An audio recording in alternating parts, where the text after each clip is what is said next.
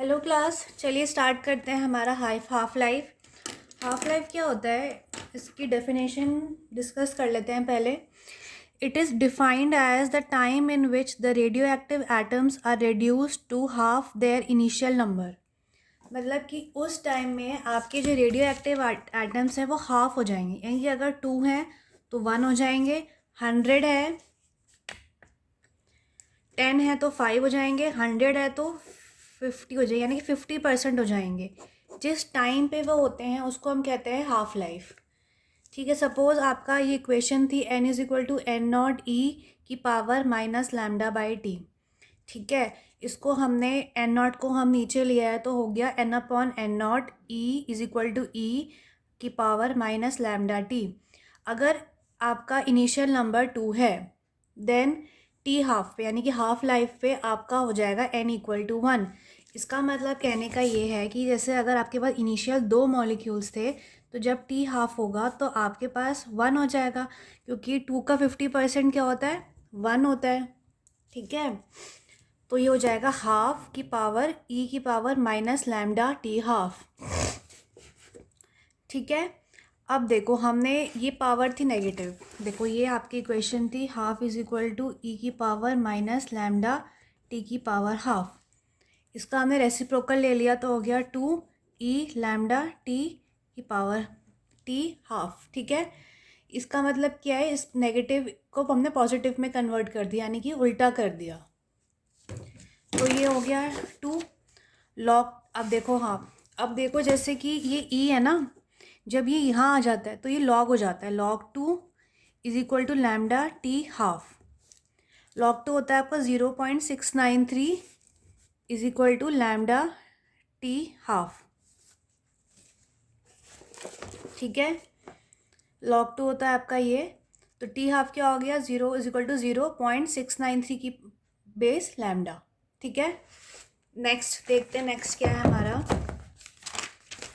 Next है हमारा activity. Activity of radioactive sample is defined as number of nuclear decay per unit time. कितना आपका DK हो रहा है हर टाइम में पर यूनिट टाइम। तो एक्टिविटी क्या होता है, D N upon D T. D का मतलब क्या होता है, चेंज, कितना चेंज हो रहा है आपके यूनिट टाइम में। ऐसा unit of activity is Becquerel. Becquerel कहते हैं इसको, हम इसको डिफाइन करते हैं 1 डीके पर सेकेंड। ठीक है, 1 डीके पर सेकेंड। अब आपका आता है आपका मीन लाइफ टाइम।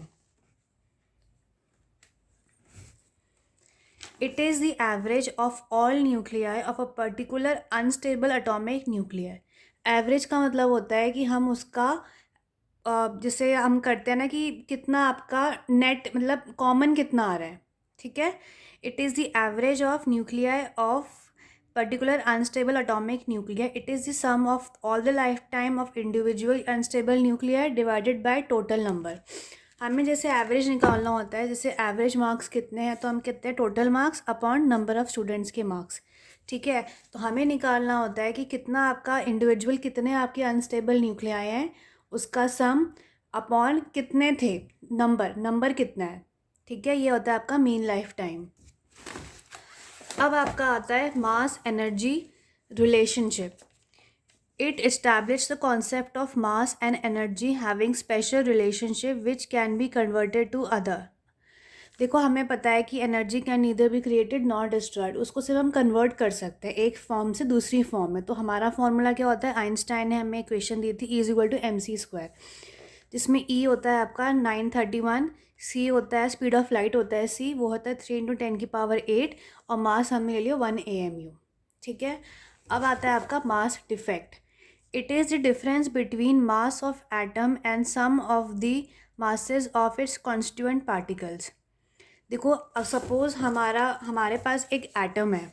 ठीक है, उस एटम के अंदर क्या है, न्यूक्लियंस, प्रोटॉन्स और इलेक्ट्रॉन्स। तो इनका सम और एटम के सम का डिफरेंस, ये होता है आपका mass defect.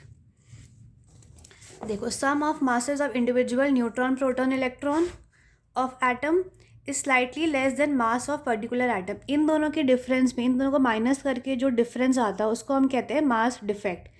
This difference is mass defect. ठीक है,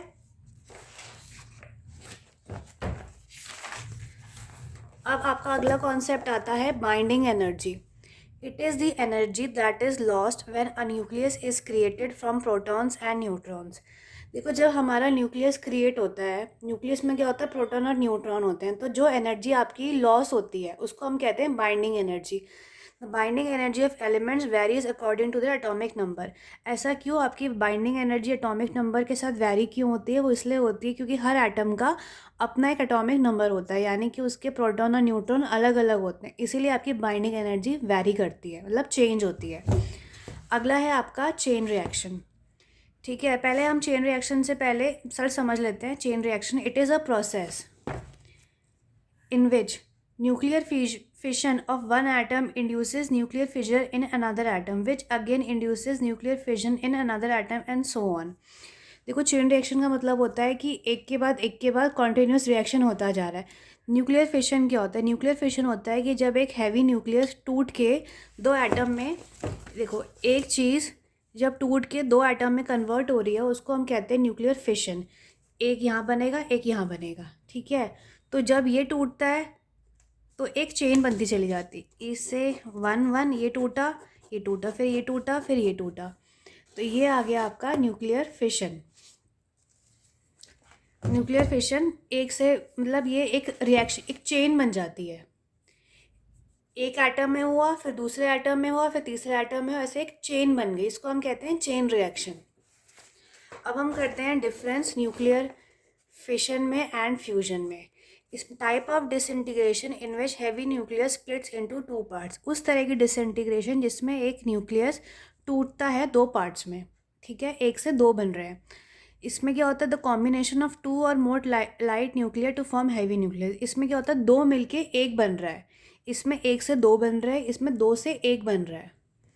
इसमें न्यूट्रॉन्स पार्टिसिपेट करते हैं, इसमें न्यूट्रॉन्स इन्वॉल्व होते हैं, इसमें प्रोटॉन्स इन्वॉल्व होते हैं।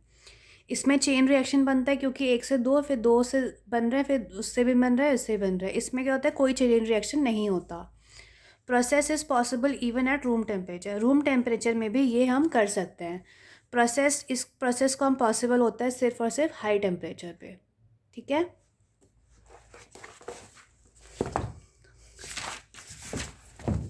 अब देखो, रेडिएशन हैज़र्ड्स क्या होते हैं।